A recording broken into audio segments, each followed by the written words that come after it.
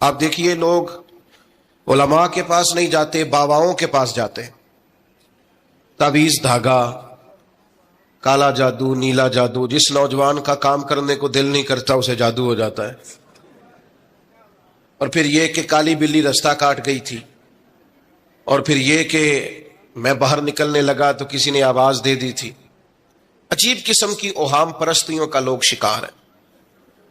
نبی پاک صلی اللہ تعالی علیہ وسلم داعی اللہ ہے، سرکار نے لوگوں کے نظریات کو پختہ کیا۔ حضور علیہ السلام کے فیوزات روحانیہ سے لوگوں کے دل طاقتور ہوتے تھے، مضبوط فکریں، مضبوط عقیدے سرکار کے وسیلے سے مسلمانوں کو نصیب ہوئے۔ ہم جیسے جیسے دیکھیں نا تصوف اور طریق میں آپ کو عرض کروں، صوفیہ کرام کا اصل موضوع عقیدہ توحید ہے، اصل موضوع ان کا ہے۔ یہ وہ لوگ ہیں جو لوگوں کو صحیح معنوں میں توکل کا، صبر کا، شکر کا، قناعت کا، رجوع اللہ کا سبق دیتے ہیں، اصل موضوع ان کا ہے۔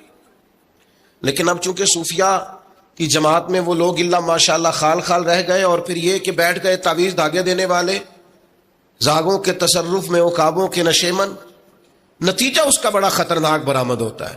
مضبوط فکریں، کبھی آپ اس روایت کو دیکھیں اور یاد کر لیں نا تو یہ بڑا نفع دیتی ہے۔ نبی کریم علیہ السلام نے حضرت عبداللہ ابن عباس رضی اللہ تعالیٰ عنہ سے فرمایا، عبداللہ ساری دنیا مل کے تیرا بھلا کرنا چاہے کر نہیں سکتی جب تک رب نہ چاہے، اور فرمایا سارے دنیا دار مل کے تیرا کچھ بگاڑنا چاہیں بگاڑ نہیں سکتے جب تک رب نہ، چھوڑ دے بیٹا آپ، جب تک اللہ نہ چاہے۔ تو پھر رجوع تو اللہ کی جانب کرنا چاہیے۔ نبی اکرم صلی اللہ تعالی علیہ وسلم نے اپنی امت کو توانائی اس بات سے دی کہ اللہ ہمارے ساتھ ہے۔ آپ دیکھیے فکری تندرستی کتنی زیادہ ہے کہ 1000 کے مقابلے میں 313 لوگ ہیں، نہ اسلحہ پورا ہے، نہ گھوڑے پورے ہیں، نہ خوراک پوری ہے، لیکن وہ میدانوں میں اس طرح لڑے ہیں کہ 1000 کو بھاگنے پر مجبور کر دیا۔ وہ ابو جہل نے جب کہا نا جاسوسوں سے کہ جاؤ پتہ کر کے آؤ، تو انہوں نے آ کے کہا وہ تو 313 لوگ ہیں، بچے بھی ہیں، بوڑھے بھی ہیں، چیز کوئی نہیں پاس۔ تو ابو جہل کہنے لگا پھر تو انہیں گھوڑوں کی پشتوں پر باندھ کے مکے لے جائیں گے، وہاں جا کے دیکھیں گے کیا کرنا ہے۔ تو جاسوس کہنے لگا سردار اگلی بات بھی سننا، ہے تو 313 لیکن جان ہتھیلی پہ رکھ کے آئے ہیں۔ جس کے خیمے کے پاس سے گزرے ہیں شہادت کی دعا مانگتے دیکھا ہے، ان کی آنکھوں سے چمکتی ہوئی روشنی اور ان کے لفظوں سے پھوٹتا ہوا ولولہ اور ان کی آوازوں سے نکلتا ہوا دبدبا کسی جگہ بھی انہیں کمزور نہیں ہونے دیتا، ان کے اندر کہیں بھی کوئی کمزوری نہیں آنے دیتا۔ غریبی کا نام لے کے سارا سارا دن پریشان ہونا، غریبی کا نام لے کے اپنے آپ کو مظلوم ثابت کر کے لوگوں کو مدد پر اکسانا بندہ مومن کا یہ طریقہ نہیں ہے۔ اپنی توجہ اللہ کی جانب کرے، نبی رحمت علیہ السلام کی بارگاہ میں استغاثہ پیش کرے، لیکن دنیا داروں کو مائل کرنا، لوگوں کی جیبوں کی طرف دیکھنا، یہ مومن کی شان گردن کو جھکا دیتا ہے خیرات کا پتھر۔ جہاں میں مانگنے والوں کے سر کبھی اونچے نہیں ہوتے، اور غیرت ہے بڑی چیز جہانے تگو دو میں۔ بھائی آپ طاقتور بنے۔ دیکھیں نا ایک نوجوان نے آ کے حضور کی بارگاہ عالی مرتبت میں عرض کیا تھا، یا رسول اللہ صلی اللہ علیہ وسلم غریب ہوں کچھ دیجئے۔ تو حضرت جابر بن عبداللہ رضی اللہ تعالیٰ عنہ فرماتے ہیں ہم نے حضور سے بڑا کچھ سنا، یہ لفظ نہیں، لفظ لا، یعنی میرے پاس نہیں ہے، یہ ہم نے حضور سے سنا ہی نہیں۔